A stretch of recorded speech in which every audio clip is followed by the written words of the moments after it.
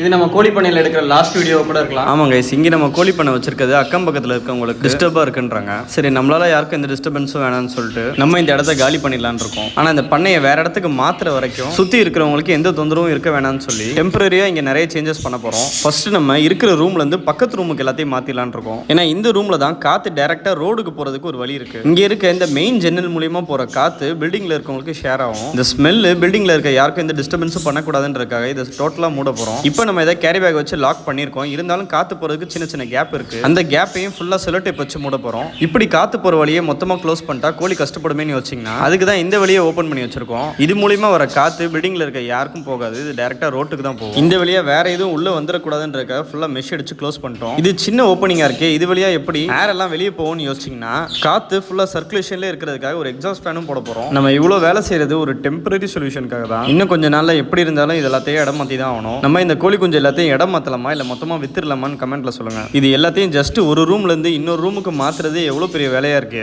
இதை மொத்தமா ஒரு ஏரியால இருந்து இன்னொரு ஏரியாவுக்கு மாத்துறது எவ்வளவு பெரிய வேலைன்னு யோசிச்சு பாருங்க. ஆனா எல்லாமே சுமூகமா போயிருச்சுன்னா வாழ்க்கை சுவாரஸ்யமா இருக்காதுல்ல. நம்ம செய்யற எல்லா வேலையிலுமே ஏதாவது ஒரு பிரச்சனை இருக்கும். அதே மாதிரி எல்லா பிரச்சனைக்கும் கண்டிப்பா ஒரு தீர்வு இருக்கும். இப்போ நம்ம ஹேண்டில் பண்ணிட்டு இருக்க இந்த சின்ன பிரச்சனைக்கு உங்களுக்கு ஏதாவது தீர்வு தோணுச்சுன்னா அதை கமெண்ட்ல சொல்லுங்க. ஆனா உண்மையை சொல்லணும்னா எக்ஸாஸ்ட் ஃபேன் போட்டதுக்கு அப்புறம் இங்க கோழி பண்ணை இருக்கானே தெரியல. அந்த அளவுக்கு ஸ்மெல் ஃபுல்லா வெளியே போயிடுச்சு. இன்னைக்கு டே 9 நான் கோழி கொஞ்சம் வளர்க்க போறேன். தேங்க்யூ ஃபார் வாட்சிங். Tata bye by.